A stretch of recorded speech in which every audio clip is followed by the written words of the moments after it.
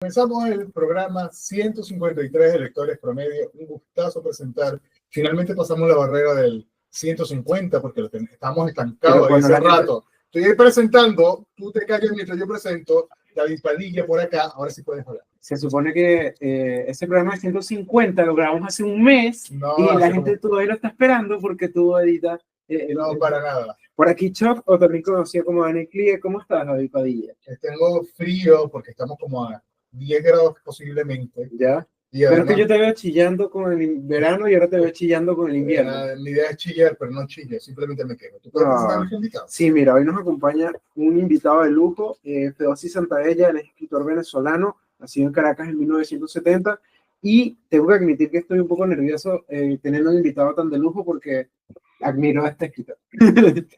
Pero sí, saluda, da señales de vida para no decir que tenemos secuestrado aquí.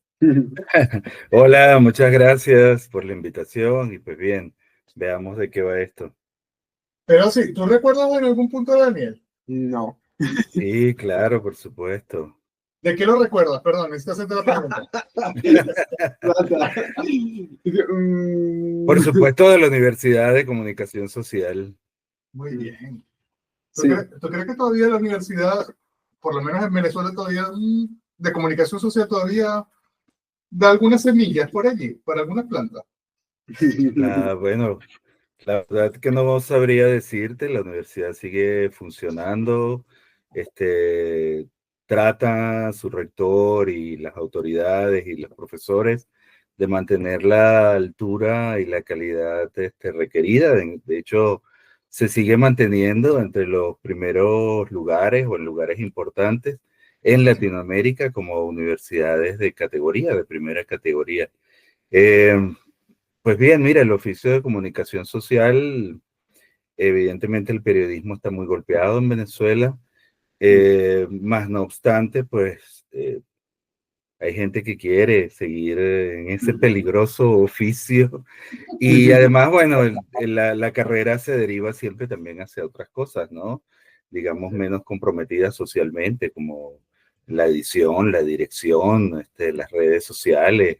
Entonces, lo importante es que la universidad siga manteniendo la altura y que además genere pensamiento, ¿no? Y si ese pensamiento y esa crítica se ven pisoteados o en algún momento silenciados, no hay que apagar esa idea de la universidad como un lugar de aprendizaje y de pensamiento crítico, porque si no, ¿qué nos queda, no?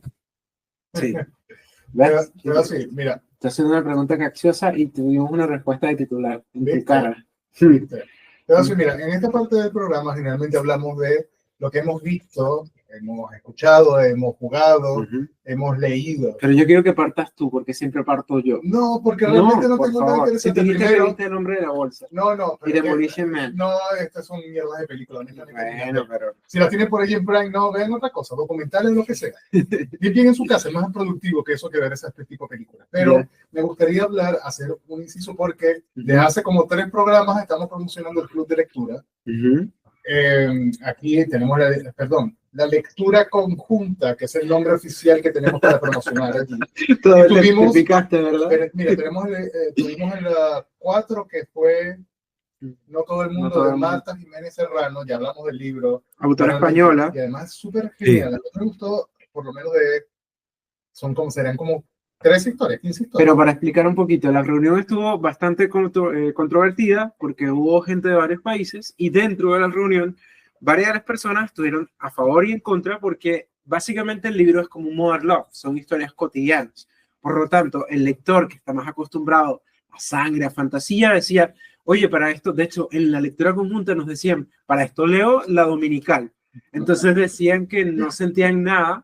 Pero yo creo que fue bien fructífero el debate, a pesar de que casi funan a alguien. No, la convocatoria estuvo bien buena. Entonces tuvo un récord. Si cobráramos, por lo menos hubiéramos tenido buena pizza. Pero por lo menos 12 personas participaron, muchísimas gracias por las personas que participaron, de hecho. Eso está muy bien, 12. Sí, era como que, wow, ¿qué es esto? ¿Qué le prometieron para estar acá? Realmente, y lectura, además, ¿no? Y además todos leyeron el libro, es lo más increíble, para mí es un logro. Increíble. Hasta tú. Sí, sí, hasta yo terminé el libro, porque mira, el quinto libro, yo no sé si en este momento, este programa se va a emitir antes de que lleguemos a, ya que ahora comenzar. Espero. Espero que llegamos a tiempo, pero Ya. la quinta sesión de lectura conjunta, LC, Ujú. va a ser el carnicero de, ¿cómo se llama la autora?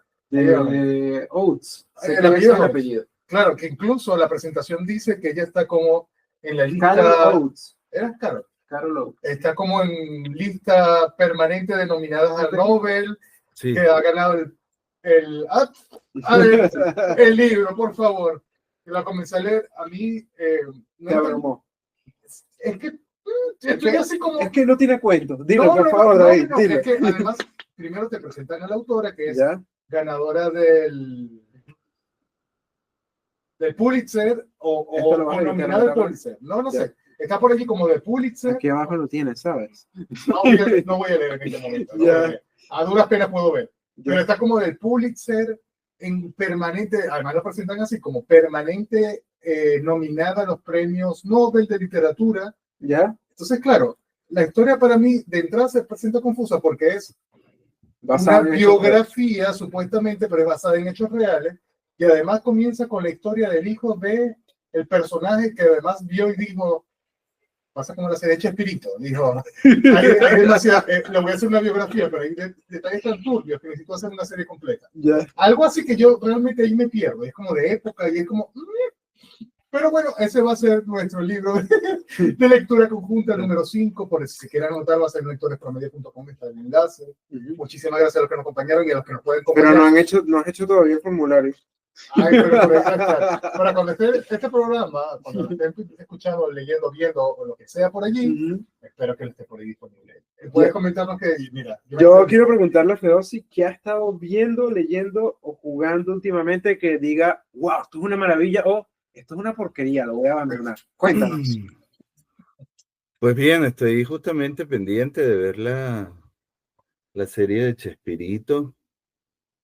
No sé qué va a resultar. Mi Facebook está lleno, está invadido de constantes chismes sobre Chespirito, ahora que evidentemente me puse a buscar un poco sobre la serie, entonces bueno, claro, el algoritmo me fue llevando a toda esta cantidad de chismes, ¿no?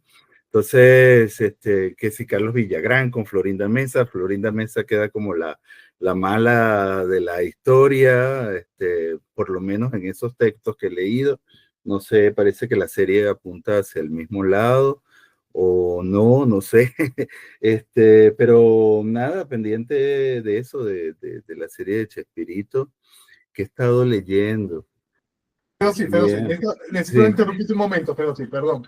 Porque hoy justamente leí una nota donde decía que entrevistaron a Florinda Mesa, era como la previa del tercer capítulo, Sí. y ella decía, eso está como muy bonito, puede estar hasta Sí. bonito como tal, pero yo no soy así de maldita, o sea, como este hijo de Chespirito, de Roberto Gómez Bolaños, Sí, ¿no? Que sí. quitaron, y que realmente... Sí, la pusieron como la Yoko Ono de Chespirito, ¿no?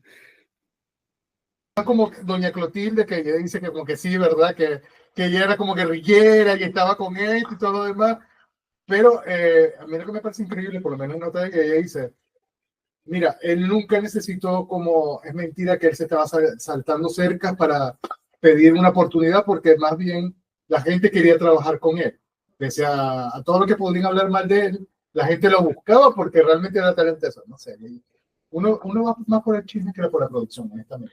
Exactamente, eso es lo que está pasando, ¿no? Y bueno, creo que la serie apunta un poco hacia allá, apunta hacia el lado del chisme, la figura de Florinda Mesa como una especie de Yoko Ono y unos cuantos triángulos ahí amorosos.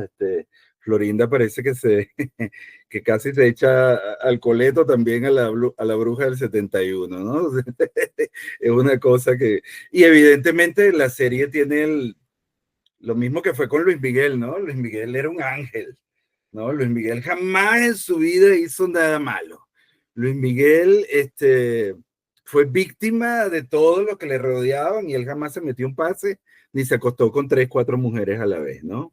Entonces, algo parecido está con Chespirito, ¿no? Chespirito es un ángel que está ahí, puro, lleno de luz, y alrededor lo que hace la gente es jugarle feo y él es la pobre víctima. Claro, si la serie está evidentemente producida por los familiares de Chespirito y vigilada, por decirlo de alguna manera, por los familiares de Chespirito, pues no puedes decir todo lo que podrías decir. Eso fue como la serie de Gloria Trevi que hizo Televisa, ¿no?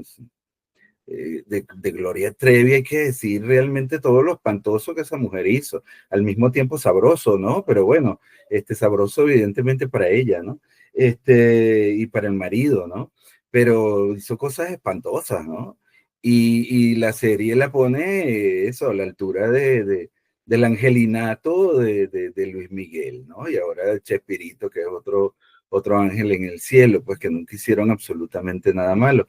Y evidentemente la serie de esta señora fue un fracaso absoluto, fracaso total, y de hecho tengo entendido que en Univisión, pues, la produjo Televisa, y cuando o ViX, creo que empezó en Televisa, y cuando pasó a Univisión tuvieron que quitarla en el cuarto, quinto capítulo de lo mala que era.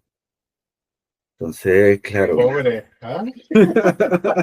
Es muy, muy, muy difícil hacer una buena historia si te están vigilando por detrás y diciéndote que tienes que poner a la figura como digo yo, ¿no? San Rafael, San Miguel y Chespirito en este caso, ¿no?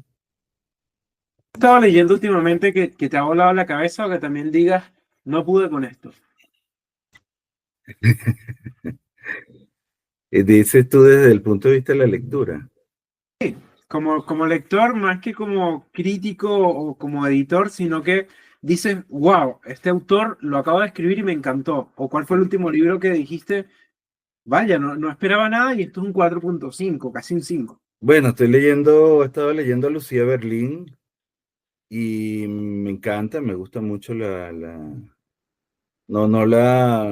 no sabía mayor cosa de Lucía Berlín, ¿no? Y me conseguí en una librería, me tropecé con el libro de cuentos completos de Lucía Berlín y lo estoy disfrutando mucho. Eh, es una autora norteamericana que representa, digamos, pequeños extractos o estampas de la vida norteamericana de los suburbios, ¿no? No la quiero comparar con Raymond Carver porque es una autora independiente a lo que podría haber hecho Raymond Carver, pero esa capacidad de mirar pequeñas historias urbanas, una pequeña lavandería a las 10 de la noche, ¿no? La vida de las mujeres de servicio, que en este caso, por supuesto, eran negras, ¿no? Me encanta, ¿no? Lucía Berlín de verdad tiene una capacidad de observación de las pequeñas cosas de la realidad que me tiene atrapado. Que me leí, alguna autora que me leí completa, quizás me destierren del mundo literario para siempre y jamás tendré la oportunidad de ser un autor conocido internacionalmente después que diga esto, pero una autora que leí completa su libro de cuentos y no me gustó para nada es, por ejemplo, la muy alabada Mónica Ojeda, ¿no? ¿Cómo? Necesito que me cuentes porque, de hecho, leí hace poco, me gusta mucho como la obra más alabada de ella, pero después leí Chamanes y no me Ajá, gustó Chamanes Eléctricos. nada. Chamanes es La acusaron, horrible. la acusaron de plagio incluso por ese libro. Hubo Sí. toda una polémica allí por el plagio. Pero yo leí el de Páginas de Espuma. Disculpe que ahora no recuerde el libro, no vale la pena tampoco recordar su título. Y realmente me pareció un libro de cuentos escrito por una chica aventajada de un taller de narrativa de un editor, de un escritor famoso, ¿no? Es como que la chica que mejor escribe en el taller, ¿no?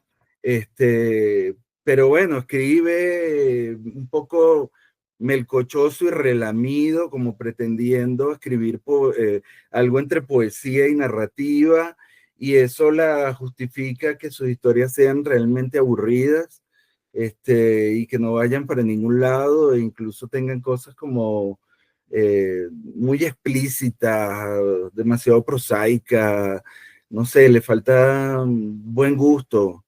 No necesariamente tiene que tenerlo, pero es como una pretensión de escribir cosas exquisitas y poéticas, pero sobre cosas horribles, ¿no? Y con ese supuesto terror andino que ella inventó, o el gótico andino que ella inventó, no sé de dónde sacaron que ella inventó eso, pero no me gusta para nada Mónica Ojeda. Como digo, me escucharán todos aquellos fans de ella y todos sus editores, y dirán, pues este joven escritor nunca publicará, bueno, joven, nunca publicará en Páginas de Espuma, por ejemplo, ¿no? Que la editorial donde le publicaron su libro de cuentos. Entonces, ese carajo, este chaval jamás entrará en Páginas de Espuma. Está condenado. Pero si me hizo Se preguntar, jodió con nosotros. y te pregunté a ti, todo lo contrario, por lo menos alguien que todo el mundo le tira piedras porque, bueno, por cualquier cosa, pero tú la tienes guardada debajo del colchón, esa autora, que tú digas, oye, mira, mi placer culposo, me encanta. Todo el mundo la odia, pero a mí me encanta. ¿Cuál sería? Por lo menos que tienes Coelho. ¿Pero qué tienes por ahí? No sé, mira, mucha gente habla muy mal de Stephen King, y a mí me fascina Stephen King. Mucha gente habla a estas alturas, creo que con unos aires pretenciosos de creer que se han superado como lectores, hablan mal de los cuentos de Julio Cortázar, y a mí me fascinan los cuentos de Julio Cortázar. Julio Cortázar me parece un mal novelista. Me parece, Rayuela me parece una novela muy mala, a pesar de todo lo que dicen que logró y superó en la literatura latinoamericana. No me gusta tampoco Gabriel García Márquez, no me gusta Cien años de soledad. Prefiero leer Crónica de una muerte anunciada, pero García Márquez me parece un autor sobrevalorado. Le dieron el Nobel, creo yo, porque era la típica representación del escritor latinoamericano.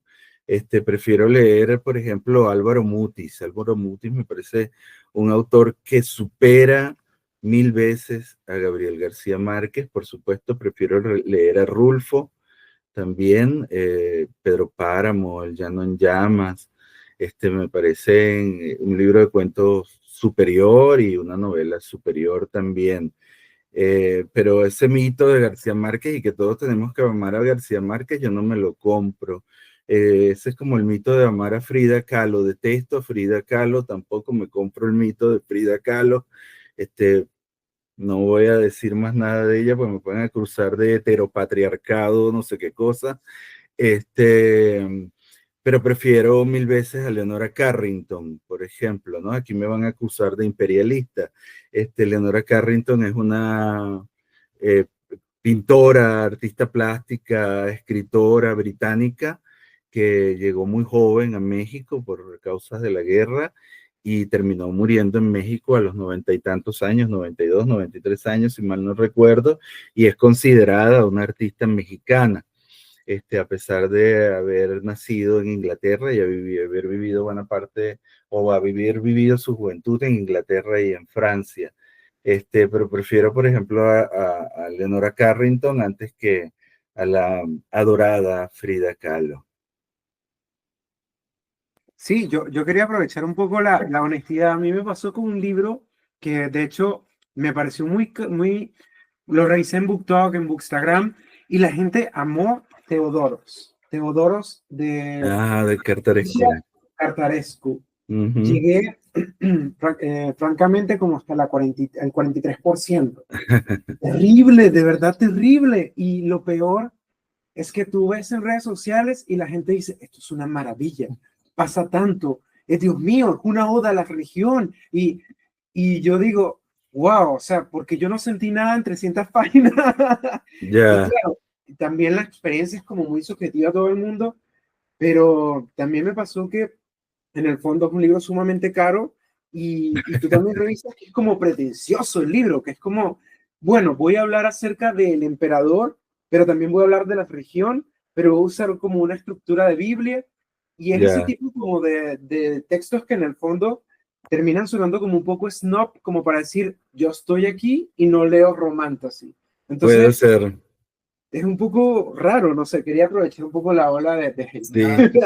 Bueno, yo no he leído ese libro, yo leí Solenoide, a mí ¿Y qué Solenoide tal? me gustó, es un libro que hay que leerlo con calma a lo largo del tiempo, y disfrutar de su lenguaje, aunque evidentemente está traducido.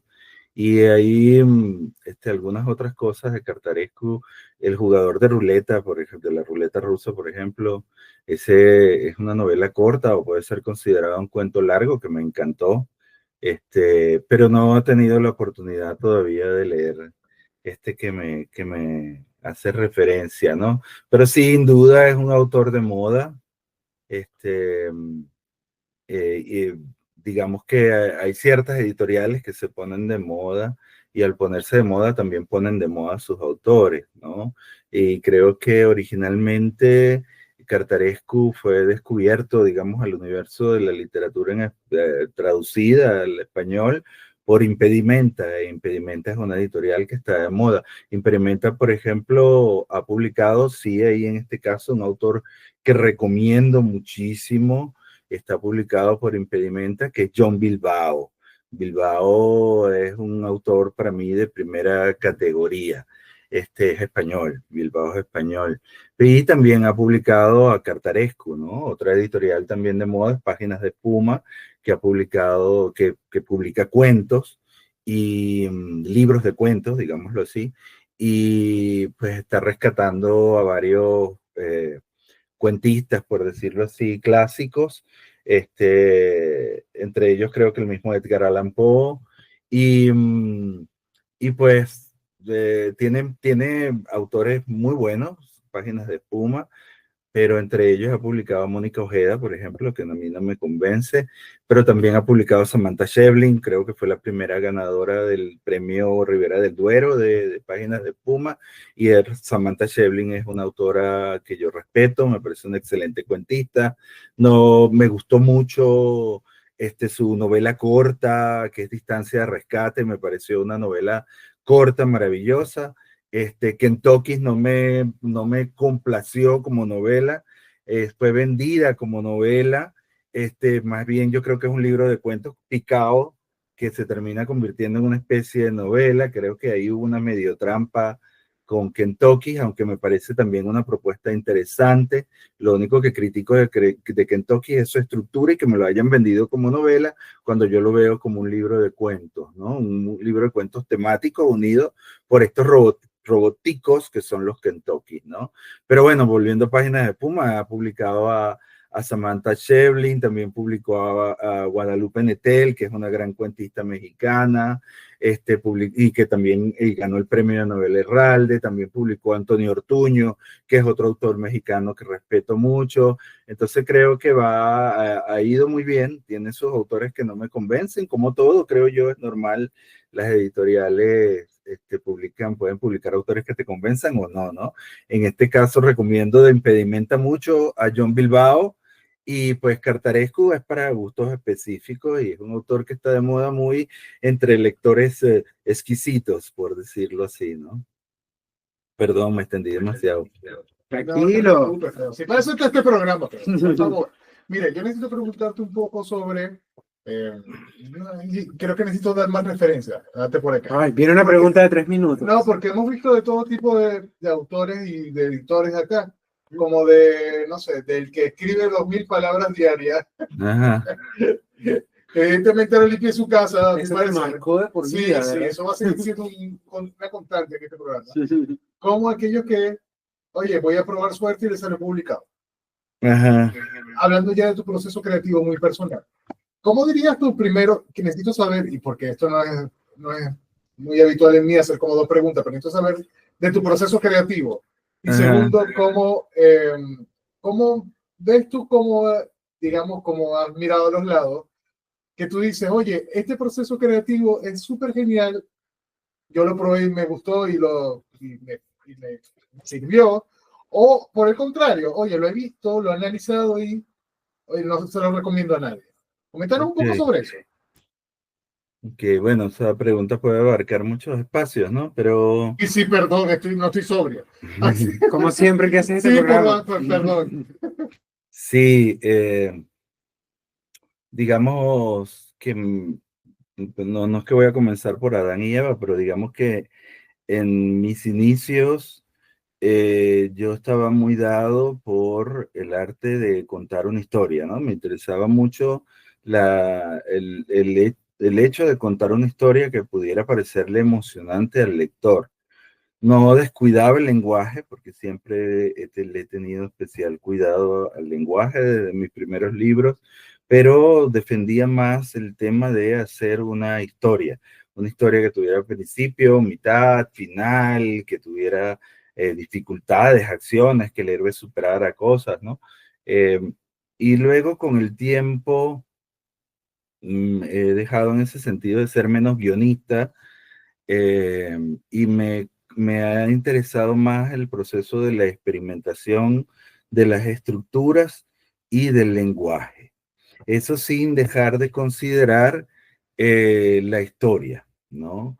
Eh, yo creo que los escritores de este lado de acá, si tenemos nuestra influencia, evidentemente de este lado acá hablo de América, ¿no? Tenemos nuestra influencia latinoamericana propiamente dicha, dada por los autores del boom, con los que hemos estado a favor y en imitación y también en contra, ¿no?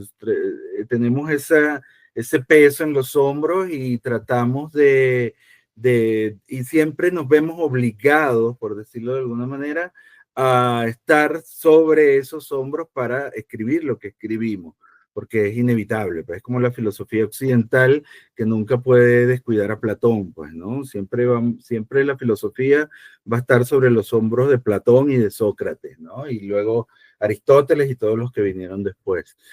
Igual es con el escritor latinoamericano, pues evidentemente siempre va a tener que hacer referencia a sus autores del boom latinoamericano, que se pueden dividir en unos un tanto más eh, folclóricos, por decirlo de una manera, o basados en la propia tierra, como Gabriel García Márquez, que evidentemente tiene más referencias a un universo latinoamericano prototípico que les pudiera encantar a los europeos en su momento, y ese otro movimiento de autores latinoamericanos un poco más subrepticio y más particular, del que Borges es el más resaltante, ¿no? Entonces, ahí dentro de los raros, pues evidentemente contamos a Mario Lebrero, por ejemplo, ¿no? Que es un autor uruguayo muy particular, o a Juan Carlos Onetti, no Benedetti, o hoy día un autor como César Aira, ¿no?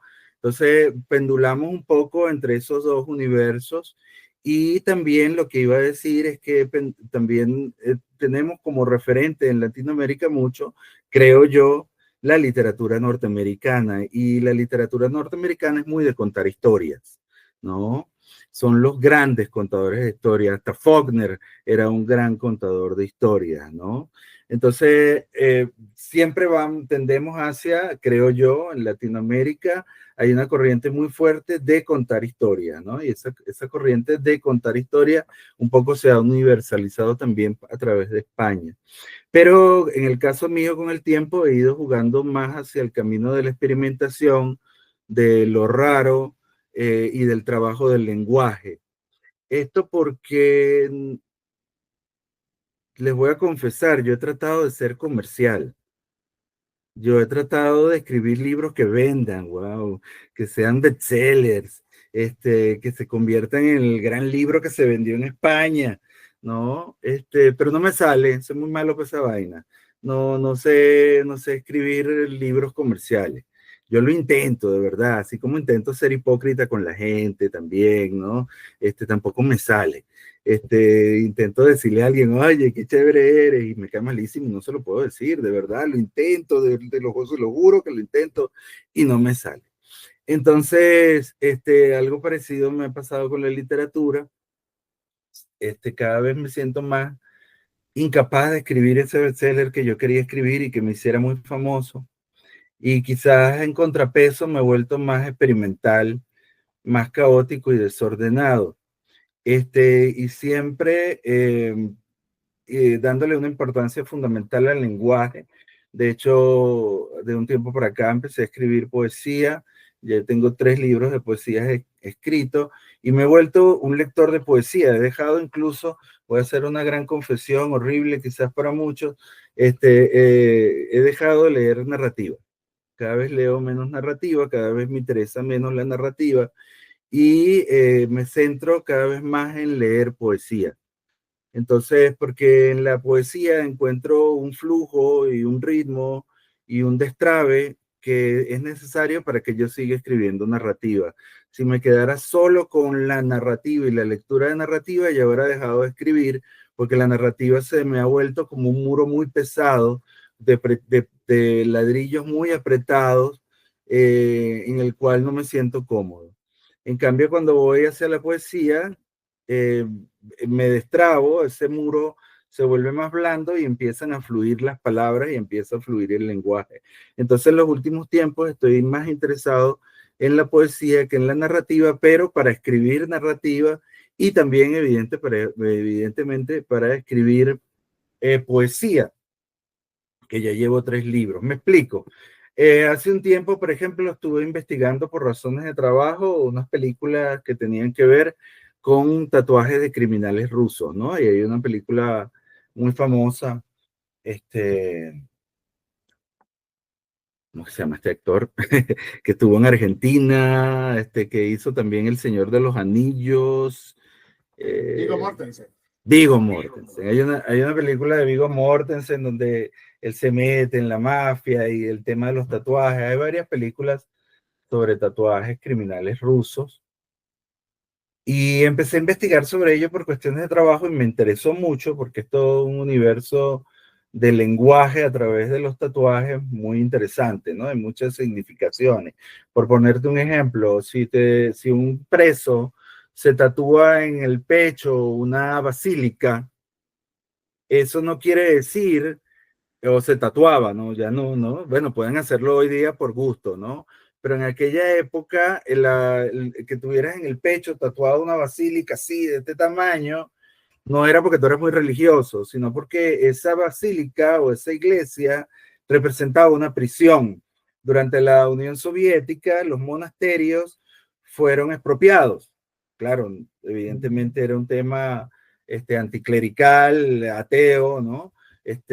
¿Para qué nos sirven los curas si Dios no existe? Para afuera.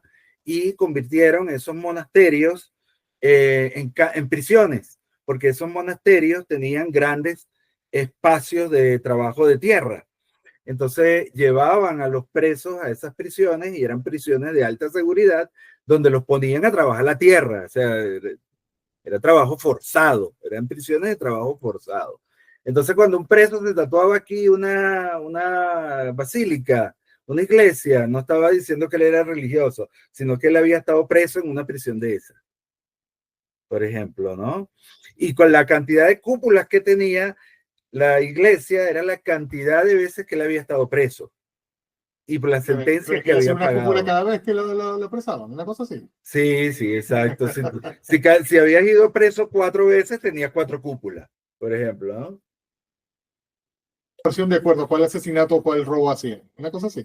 Sí, y también, evidentemente, si te ponías unas estrellas acá, era que era como una charretera, es decir, que eras un jefe mafioso.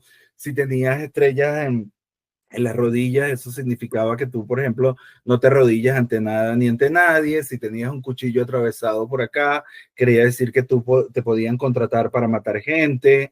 Si tenías una mariposa, quiere decir que te había fugado de la cárcel, porque las mariposas, por supuesto, vuelan. Y no sé si ustedes recordarán aquel famoso libro Papillón, ¿no? Papillón es mariposa, y había sido escrito por este hombre francés que se había fugado de la prisión.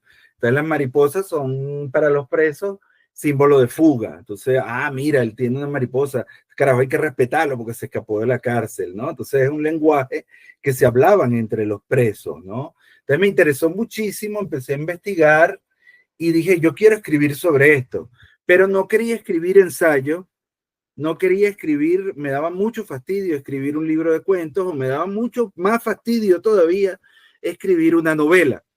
Y dije, oye, ¿por qué no escribo algo que sea libre? Y esa libertad con respecto a eso que estaba investigando, que estaba leyendo, lo encontré en la poesía. Es decir, la poesía no necesariamente tiene que tener una historia. Puedes comenzar escribiendo una historia, pero puede terminar en algo que no sea necesariamente un final como te dejan los cuentos en wow, ¿no? La poesía da esa libertad. Y más la poesía contemporánea y la literatura contemporánea te da un espacio importante de hibridación, donde puedes mezclar la poesía con el ensayo, con la narrativa, y ese es el espacio que a mí me interesa hoy día, ese espacio donde, digamos que la literatura es un espacio de libertad, y si yo voy a ir a escribir algo que me interesa tratar, como el tema de los tatuajes, y me tengo que nada más meterme dentro de la novela, entonces siento que esa libertad no existe. O me pongo a escribir un libro de cuentos, por decirlo de esta manera, para hablar de los tatuajes, y no puedo salirme de ese libro de cuentos, siento que estoy atrapado y que esa libertad no existe. Entonces la literatura se convierte en algo muy aburrido y además que te aprisiona, que te encierra, ¿no? Que te constriñe. Y en ese sentido, me interesa ahora ese juego de la experimentación y del lenguaje en mi trabajo. Entonces, estoy publicando cosas distintas. Pero sí, voy yo.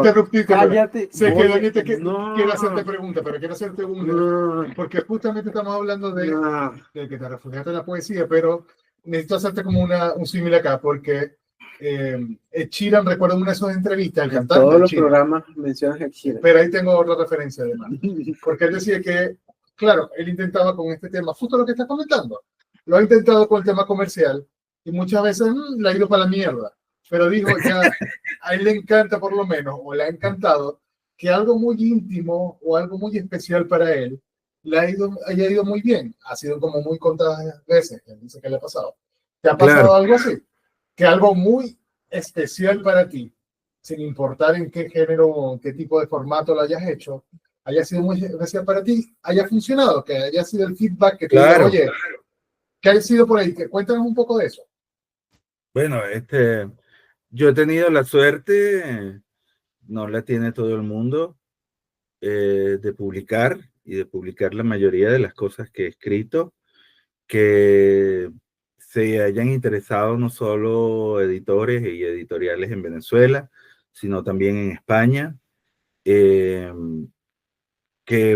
me acerco a editores que más o menos conozco y se interesan por los libros. He tenido esa suerte. Bueno, todos los escritores tienen la suerte de tener unos editores que quieran recibir tus libros. He tenido la suerte también de haber ganado unos cuantos premios y de haber quedado finalistas en otros. Entonces, y puedo decir que he logrado lo que he logrado de dos maneras. Por un lado, a través de mi trabajo libre, independiente, sin necesidad de estar viendo qué es lo que está de moda, cuáles son las tendencias. Evidentemente uno es un autor de su tiempo y siempre va a terminar escribiendo, evidentemente, como es la literatura de ese tiempo. Pero siempre he trabajado desde mi propio universo, por decirlo de esta manera, y dentro de mi propia búsqueda, ¿no? De cómo voy estructurando mi obra, de cómo voy pensando mi obra y cómo voy reflexionando sobre mí mismo y mi obra. Que lo haya podido hacer de esa manera y que haya tenido cierto éxito de esa manera, pues lo considero una cuestión de suerte, ¿no? Porque además todo lo que he hecho, lo he hecho sin unirme a ninguna mafia, a ningún grupete. Yo no pertenezco a ninguna mafia literaria. Si acaso la única mafia a la que pertenezco es a la de los hermanos Chan, que es la revista que creé hace más de 25 años y que todavía sigue dando vueltas por ahí. De hecho, hoy sacamos un libro de unas 400 páginas, el libro, donde hay toda una representación de narradores venezolanos, ¿no? Porque hay como una tendencia un poco, o ha habido una tendencia un poco a decir que la literatura venezolana está muerta y como ignorar lo que se está haciendo en Venezuela e incluso entre los jóvenes autores que lamentablemente no tienen la oportunidad de publicar. Nosotros alrededor del año 2000, que fue, digamos, cuando yo comencé a sonar en la literatura venezolana, tuvimos oportunidad de publicar. Estaba en Random House en Venezuela, estaba Alfaguara en Venezuela, estaba Ediciones B en Venezuela, y nos buscaron. Y empezamos a publicar porque esas editoriales tenían filiales en Venezuela. Luego todo eso desapareció, todos se fueron, todos quebraron. Acá, si acaso en Venezuela hoy día queda Santillana y Santillana dirigida, pero a las escuelas, con libros evidentemente de textos o con literatura infantil y juvenil, que tampoco está mal, pero también de un nivel todavía muy bajo en el sentido de la producción, ¿no? No de la calidad, sino de la producción. Entonces, estos chicos de ahora no tienen esas oportunidades que tuvimos nosotros en el año 2000. Estoy hablando de hace 25 años atrás en Venezuela. Entonces, bueno, resulta que en estos últimos tiempos, ha aparecido una serie de muchachos jóvenes, te estoy hablando 23, 24, 30 años, que están escribiendo, no han tenido las oportunidades que tenemos nosotros, y por ahí hay como algunos grupos que pretenden silenciar esas cosas y decir, por ejemplo, que la literatura venezolana, está viviendo un gran momento, pero en España, ¿no? Entonces los venezolanos, un grupete de venezolanos que está en España pretende decir que wow, que la literatura venezolana está en España y está viviendo un gran momento, pero en España. Entonces la capital de Venezuela parece que se mudó a Madrid, ¿no? Entonces, y hace mucha bulla y bueno, está bien, están haciendo su parte de su bulla que le corresponde como autores que están publicando en España y que viven en España. Pero lo que está mal es silenciar, ¿no? Ignorar. Y nosotros desde el lado de los hermanos Chan, que siempre hemos jodido bastante, sí buscamos a estos jóvenes narradores, hicimos 3 números especiales de la blog revista de los hermanos Chan y además, ahorita acabamos de sacar ese libro en PDF de, no sé, son 20 y tantos jóvenes narradores, son 400 páginas de puro cuento, de puras historias. Y ahí hay chicas como Andrea Leal o Natacha Rangel o José Eduardo González, ahí hay MMJ Miguel, hay gente muy buena. Además, esa colección la hice con Jacobo Villalobos, que creo que en este momento es el autor venezolano joven más importante que tenemos. Él no se metió en la antología porque le dio un poco de vergüenza, pero él me ayudó a hacerla. Entonces, bueno, no sé a qué viene esto que estoy diciendo, pero sí hay un proceso de trabajo importante en el que yo no pretendo unirme a mafias ni a grupúsculos, más no obstante, y por otro lado también me abro hacia las posibilidades de conocer a otra gente y de hablar de personas que no son necesariamente mis amigos, ni mis compinches, ni con los que tomo café, ni en los que les cargo las maletas en los hoteles, y así pues, ¿no? En ese sentido puedo decir que he tenido suerte, de publicar, de ganar estos premios, de seguir publicando, de que la gente todavía se interese por lo que yo hago y no tanto quizás como algún Fedossi del pasado hubiera querido, más este Fedossi del presente sí está tranquilo con lo que ha logrado, pues, ¿no? Y digamos que todo ha ido por buen camino en ese sentido. Habíamos entrevistado hace un par de programas a Natasha y hace poquito justo leí Un animal impronunciable y flipé mucho con el estilo de ella, porque yo tuve la oportunidad de conocerla, coincidimos en un taller y luego la entrevistamos aquí y yo dije, wow, que, o sea, de Justamente, hecho la ajá, comparé con Mónica Ojeda y yo digo, ¿por es qué mejor, Natasha no tiene más elogios que Mónica Ojeda? es mejor. Además que tiene una cosa como que ella pareciera que escribiera historias quinceañeras, pero en realidad son muy perversas, ¿no? Y esa mezcla es Realmente. difícil de lograr y además es fascinante. Quería preguntarte un poco, yo tengo la mala costumbre, y David la adquirió, de preguntar dos cosas a la vez. La primera sería, ¿qué palabra o qué frase describe tu estilo narrativo, o sea, lo que escribes? Y lo segundo, ¿cuál es tu hijo favorito y tu hijo no tan favorito dentro de tus libros? Tengo que decir que yo no adquirí ese gusto. Mentiras tuyas. Tienes dos programas haciendo Mentira, preguntas mentira. repetidas. Voy a seguir peleando aquí. Ya. ¿Qué podemos tener? Bueno, yo diría que reflexión y búsqueda, serían esas dos palabras. Y bueno, no, hay libros que pues quisieras desaparecer del mapa, sobre todo los primeros. Por ahí tengo un libro que me publiqué yo mismo, el único libro que me he pagado yo, que fue mi primer libro. Y bueno, evidentemente, mientras ese libro no aparezca por ahí, soy feliz, ¿no? Que siga Pero sí, pero lo desaparecido. podemos conseguir en alguna feria, algo por ahí. No sé, O no borraste sé. toda evidencia de eso. Y el segundo libro que publiqué, bueno, también algunos cuentos de ese libro que tampoco, pero en realidad cada libro tiene algo fundamental, es un hito importante en algún momento de tu historia. Pues, por ejemplo, Rocanegras, que fue mi primera novela, es mi primera novela, pero aparte de que fue mi primera novela, tuve muchísima suerte con ella y la gente empezó a hablar mucho de ese libro, ¿no? Y por lo tanto, hablar de mí. Entonces, como que con la novela que me estrené, fue como mi mayor éxito comercial, por decirlo así, en su momento fue todo un éxito, ¿no? Luego, qué sé yo, ciudades que ya no existen, que la estoy viendo acá, por eso la nombro, eh, quedó finalista en el concurso transgenérico de la Fundación para la Cultura Urbana, que es un concurso importante en Venezuela. Entonces, y de ese libro se han hecho varios ensayos académicos y tesis universitarias. Entonces, algunos libros, digamos, tengo un libro que se llama En Sueños Matarás, que lo publicó Alfaguara, y lo publicó Alfaguara Venezuela ya en sus estertores últimos, ¿no?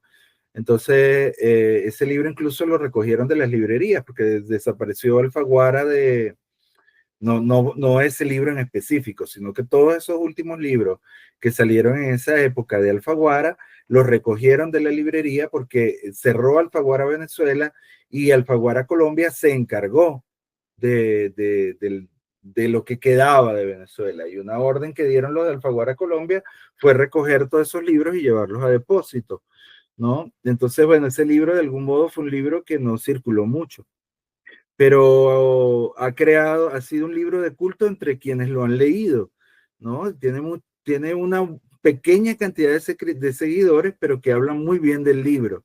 Y la última sorpresa fue que se hizo un ensayo académico hace poco de la Universidad Simón Bolívar, un ensayo académico grueso sobre ese libro. Entonces me llama la atención que un libro que además es tan complicado, es tan enrevesado, es un libro de literatura fantástica, surrealista y de terror de algún modo, y que haya tenido ese impacto entre un grupo de personas, ¿no? Entonces, como un pequeño libro de culto. Entonces, bueno, de cada libro te puedo decir una cosa, ¿no? Hay otros que, bueno, no sé, con los nombres, que lo publicó Pretextos en España, gané el Premio Internacional de Novela Breve Ciudad de Barbastro, que es uno de los concursos de novela breve más importantes de España. Cuidado si no el más importante. Entonces, coño, cada libro significa algo, ¿no? Ningún libro para mí ha pasado debajo de la mesa, ¿no? Por fortuna. Hay unos que Sí, más, otros que menos. disculpa que te interrumpa allí, pero necesito preguntarte, porque justamente acá tuvimos a Natasha Amaya de Dos Pájaros Ediciones, que también habló que tenía, como que venía algún escrito tuyo, Y ella decía como el desafío, en un momento en ese programa habló como el desafío de poder ponerle una portada justamente a un escrito tuyo. Porque ella también era como el tema, ella es ilustradora también, y decía, voy a hacer como este tema del match de un ilustrador con la portada. Finalmente, Sí. no sé qué quedó, si logró hacer, primero necesito saber si logró hacer ese match, pero también necesito saber cómo haces tú por lo menos, a ver si tú también intervienes con ese proceso creativo. Si tú dices, oye, yo necesito que esto que acabo de escribir se identifique con alguna imagen, Ya. ¿interviene en eso? O por lo menos en el tiempo has intervenido en todas las publicaciones que has tenido. Sí, algunas editoriales sí, y cuando tienes confianza con tu editor también, los editores suelen consultarte. No me ha pasado, eh, ma- ma- claro, hay un universo muy específico que es el de la literatura infantil y juvenil, donde ahí sí ya el tema de las ilustraciones lo maneja ya más directamente la editorial. Pero, por ejemplo, mi última novela con Norma México, que es Leonora del Viento, que es este libro, se llama Leonora del Viento, no se ve bien por el filtro. Bueno, la ilustradora es una ilustradora magnífica que se llama Valeria Hipocampo, y lo que hizo la ilustradora, aquí lo ven, es un libro precioso, que además tú lo abres así y tiene el continuado, ¿no? Es un libro de literatura juvenil, por supuesto. Y a mí me presentaron varias ilustradoras, las vimos y acordamos que fuera Valeria Hipocampo, por ejemplo, ¿no? Pero ya de ahí en adelante, evidentemente, se encarga la editorial. Pero, qué sé yo, por ejemplo, con Pretextos, que es una editorial de tanto prestigio en España y en el mundo literario de habla hispana o del español, yo intervine en las dos portadas, tuve que ver con las dos portadas. De hecho, la portada de los nombres, la fotografía de portada es una foto muy antigua de mi bisabuela, con mi bisabuela ucraniana, con mis dos tías, con dos de mis tías ucranianas. Entonces ahí intervení yo, evidentemente, pues yo aporté la foto. Igual con el dedo de David Lynch, la foto también la aporté yo. Por ejemplo, instrucciones para leer este libro, que es un libro de Vidan Coeditor, de Bernardo Infante Daboín. Eh, la ilustración de la portada es un dibujo de mi hijo cuando tenía 4 años, con los escafandristas, que también es de Vidan Co. Yo le pedí a un artista plástico venezolano muy conocido, que es Carlos Serpa, que me hiciera la portada y él me regaló un dibujo de él de un escafandrista. Entonces sí, yo he tenido también esa fortuna que no todos lo tienen, de pensar y hablar e intervenir las portadas. Ahorita con Natasha estamos trabajando la portada de la próxima novela que ella va a publicar, que es una novela que tiene referencias a Juan Rulfo, y estamos trabajando, hemos ido conversando pues sobre la portada y creo que ya va a quedar algo definitivo bien chévere. ¿Cuál es la relación que tienes con el humor y también con la fantasía? Recuerdo que de los libros que leí, justo instrucciones para leer este libro, también recuerdo las inéditas, las peripecias inéditas de Theophilus Jones. Recuerdo que el humor era muy importante y también el tema de la fantasía. Sí, Entonces, quiero preguntarte un poco cómo conviven esos elementos en tu escritura y también siempre, y esto quiero como ponerlo como ejemplo, creo que cuando se habla de ciencia ficción o fantasía en Latinoamérica, solamente se piensa en realismo mágico, pero hay más allá. Cuéntanos un poco sobre claro. eso. Eh, con el humor, digamos que se me ha ido acabando el humor. Pero es porque no estás bebiendo, haciendo un programa, ¿no? Tienes que dar una No, copita es que por lo la menos. vida está difícil. Sí, sí, el calor, ya, ya Sí, está la vida difícil. está A mí también se me difícil. acabó, ya. Sí, vale, no sé. Grumpy Old Man. Ya yo tengo 55 años, ¿vale? Entonces se me ha ido acabando el humor, digámoslo así. Eh, sigo viendo la vida con humor, con cierto humor, pero cada vez es más negro, cosa que no me incomoda, este, sobre todo porque el humor se ha vuelto muy tonto, le falta profundidad e intelecto al humor que se hace últimamente, y me volvió aburrido, por tonto y malo. Y me he metido en otras Pero sí, cosas, disculpa, ¿no? pero que te interrumpa aquí, pero yo creo que también como tema de como de inspiración, como de repente como que, no sé, Pero ya ¿quién, uno está quién- fastidiado del día a día, de toda la mierda que uno ve todo el día, y de repente necesitas ver como una película a final de la semana, encontrarte con alguien, tomarte un vinito, hacer un podcast o qué sé yo. ¿Qué te ha servido a ti, por lo menos de lo que has hecho normalmente, que digas, esto rompe con la rutina? ¿Qué te ha servido como para rejuvenecerte de alguna manera? Como para decir, mira, o de repente te pasa todo lo contrario, que diga, oye, ¿sabes qué me hace falta? Esto, que lo hacías hace como 20 o 30 años y ya no lo haces. Pero que diga, oye, de repente lo has considerado o no. ¿Has tenido algo así? No, pasear a mi perro, ver una buena película. He ido cambiando, no, nunca he sido de ver películas de humor, pero cada vez me voy como especializando más en ver películas de terror, ¿no? Y no de las baratonas, sino el terror contemporáneo que se está haciendo ahora, que está muy bueno, ¿no? Pero no sé responder a eso. Pero si Este, tienes que preguntarte, y perdón que te interrumpa allí, pero de preguntarte entonces ahora sobre el tema de cómo te ha ido, no sé, necesito una anécdota. Este programa de anécdotas, insisto, no tenemos anunciantes ni patrocinantes ni nada. Él es como una chismosa, de Sí, verdad. sí, necesitamos, mira, yo tengo que pagar por el vino que uno, para grabar este programa tengo que pagar el vino, ¿no? No llega al precio, no es así. imagínate. Entonces, mira, necesito preguntarte como una anécdota que te ha pasado justamente por escribir. Por algo como que, oye, no sé, mira, y te voy a volver a poner el ejemplo de hace 10 programas. Estamos en la boda de Daniel, ya está todo cabizcaído, ya todo el mundo ya está cabizbajo, ya dijo, ya me voy, ya. Pero llega, ahí está Fedosi. Tiene como una historia, una anécdota, que yo sé que esta mierda se va a aprender gracias a lo que vas a decir. ¿Qué tienes de anécdota por ahí? Lo, Cuéntanos qué tienes por ahí. lo peor es que la boda terminó como relato salvaje, pero no vamos a hablar de eso. Pero ella dice, ya viene Fedosi con la historia que va a salvar esto. ¿Qué tienes por allí, por lo menos después? No, muchas cosas pasan, este, y es preferible no meterse por Vamos, esos Fedosi, caminos, vamos. porque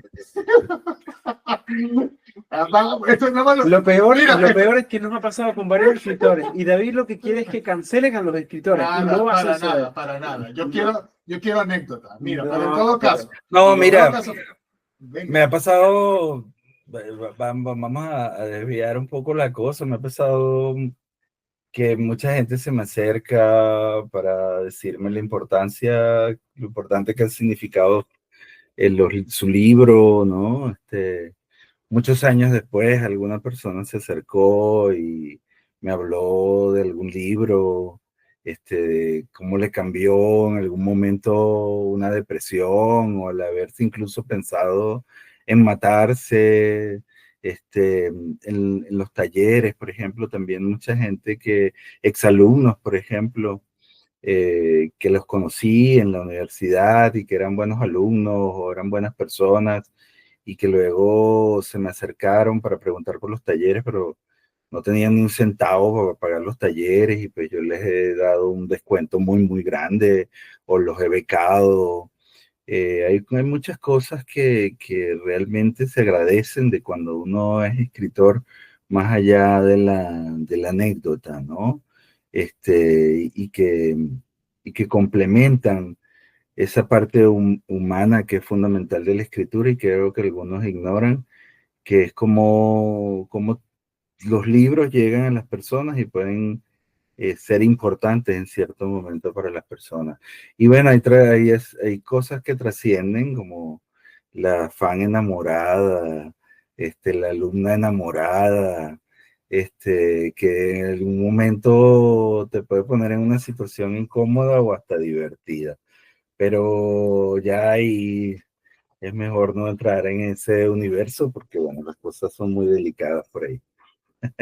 Para ir cerrando, quería preguntarte, ¿qué les recomiendas a alguien que escriba y que de manera constante se enfrente tanto con el rechazo de convocatorias como también el síndrome del síndrome del impostor, que en el fondo la hoja en blanco puede ser o una ventana o también puede ser como una especie de muralla, porque en el fondo puedes vomitar muchas ideas, pero al final no sabes si son buenas o malas?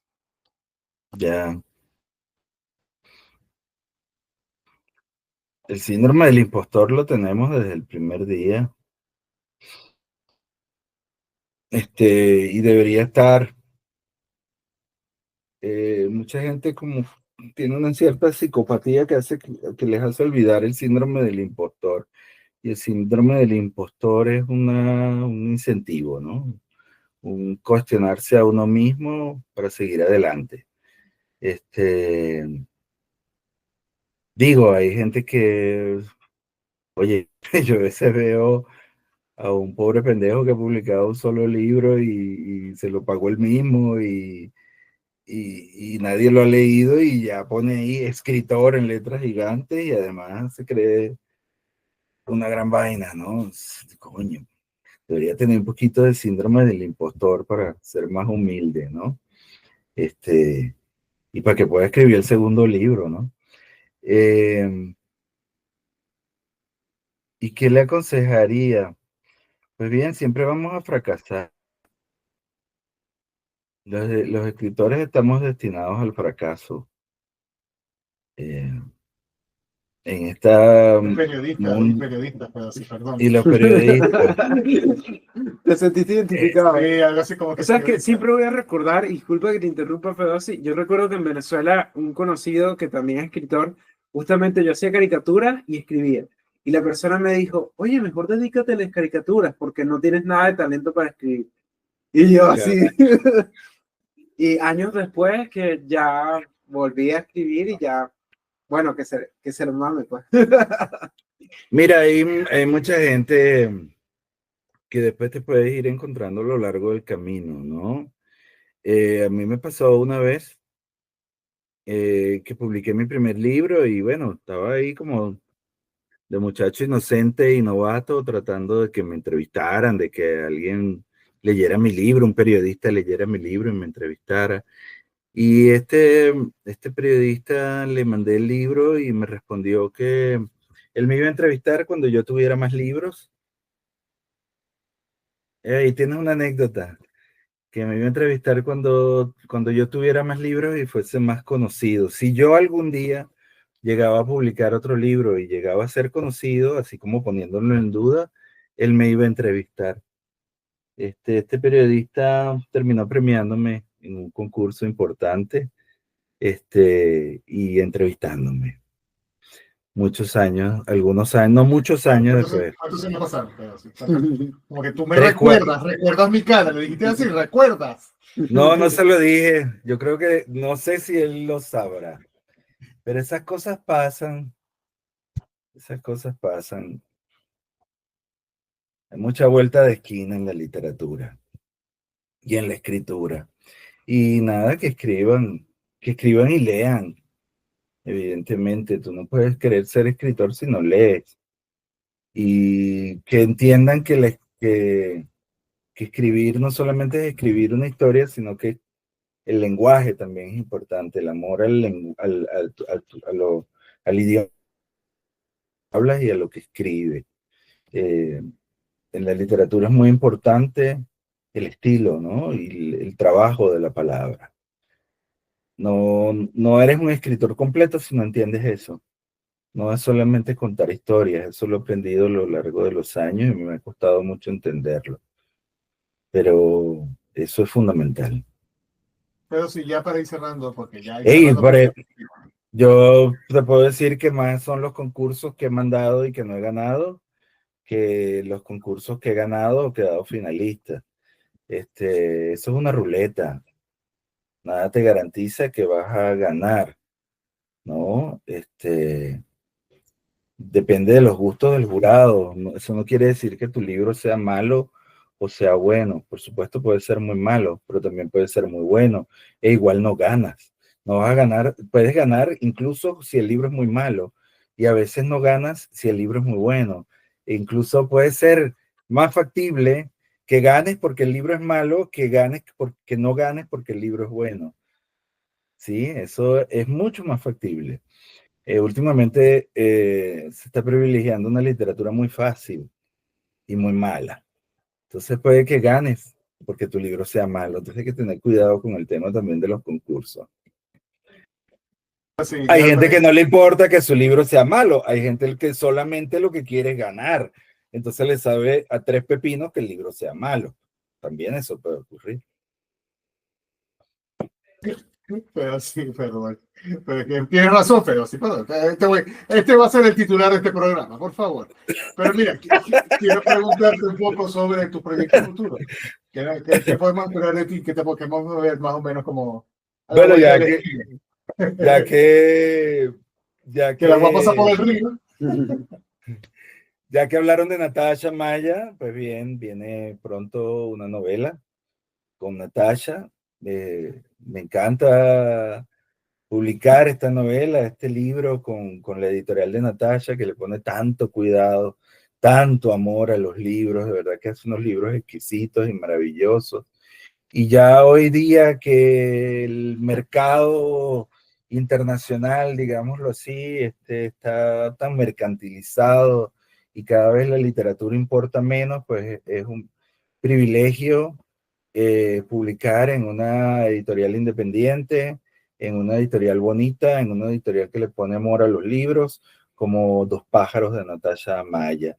Yo creo que ahora la verdadera literatura, pues siempre ha sido así, pero cada vez más, la verdadera literatura se está yendo a las editoriales pequeñas e independientes.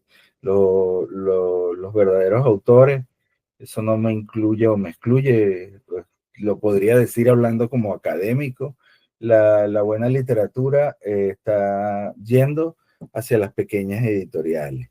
Este, las grandes editoriales ya andan en otro tema de negocios, cada vez más es el tema del algoritmo, del mercadeo, cada vez infantilizan más a los lectores.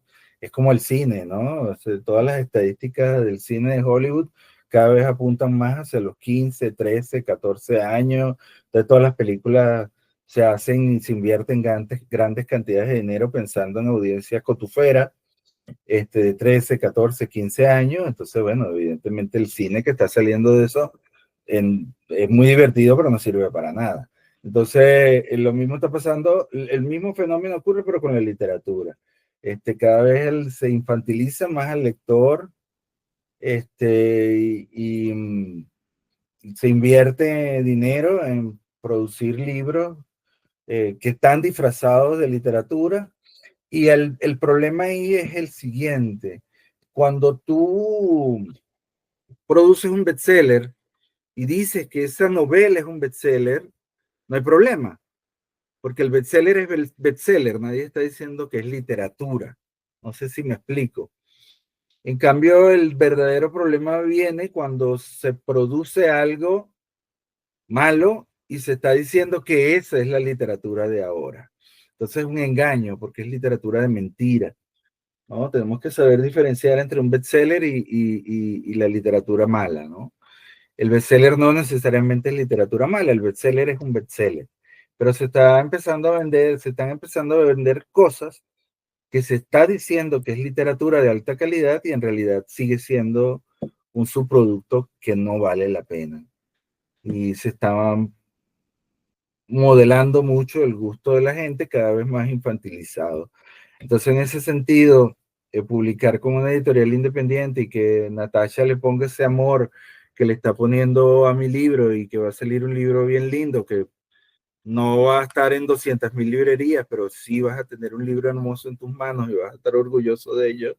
Creo que eso es importante. Y ese es mi próximo proyecto, publicar con Dos Pájaros Ediciones, con Natasha Maya, una novela que se llama El Señor Rulfo, el caballo, los espejos y la muerte. Así se llama la novela.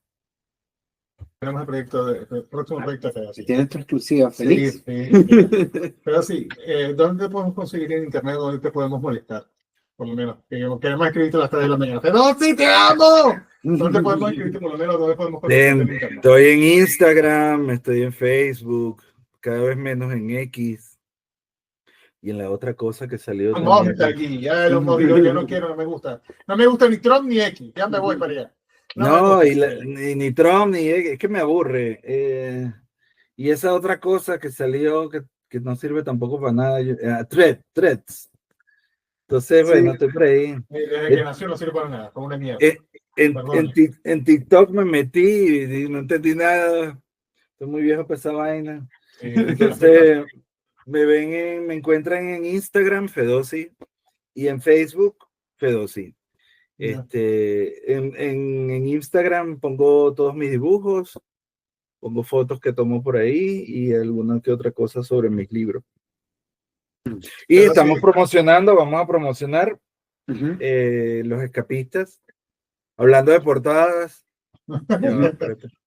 hablando de portadas, esta portada es mía, es un dibujo mío. Entonces Todman me permitió introducir un dibujo mío, incluso las letras del libro son mías. Estamos promocionando este libro de cuentos que es Los Escapistas con Oscar Todman. Pronto vendrá la presentación. Es mi más reciente libro de cuentos. Tenía, no sé, 15, 16 años sin publicar un libro de cuentos y aquí está Los Escapistas con Oscar Todman. Ese se consigue por Amazon. Lo pueden comprar tanto en Kindle como en impreso en Amazon. Y pronto vendrá el bautizo con Oscar Todman, Luna Benítez y Carsten Todman, los editores de vamos a perseguir por ahí porque vamos a ver si tuvimos la vida exclusiva. De hecho, claro, creo que lo está vendiendo, también es posible adquirirlo por Buscalibre. Cuando se busca, creo que ahora sí. aparece también.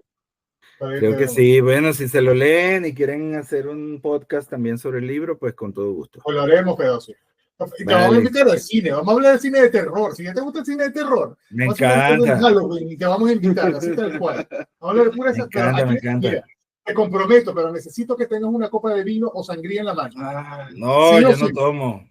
Qué desgracia. Coca-Cola por lo menos, perdón. Coca-Cola sí, Coca-Cola sí. Ya está bien, pero vamos a hablar del cine de terror. Siempre comprometiendo a la gente. Ya te estoy comprometido por acá, feos. Sí, claro que sí. Avíseme cuándo me echo mi repaso de cine de terror y con gusto hablamos de cine de terror. Pues de esto ya te tengo comprometido. Vamos a despedir en este programa, Daniel. Decide. Sí, por aquí se despide Chuck, o también conocido como Daniel Clie. David. Aquí tenemos el programa, va a salir en lectorespromedio.com en algún momento de este mes, de este año. Se supone que dentro de 2 semanas. No va a ser dos, cállate, no digas, no reveles en cuánto tiempo se graba esto. Pero eso va a salir Muchísimas gracias por acompañarnos. David Padilla por aquí se despide. Nos escuchamos, nos vemos. Hasta una nueva oportunidad. Chao. Bye, chao. Que estén bien. Gracias.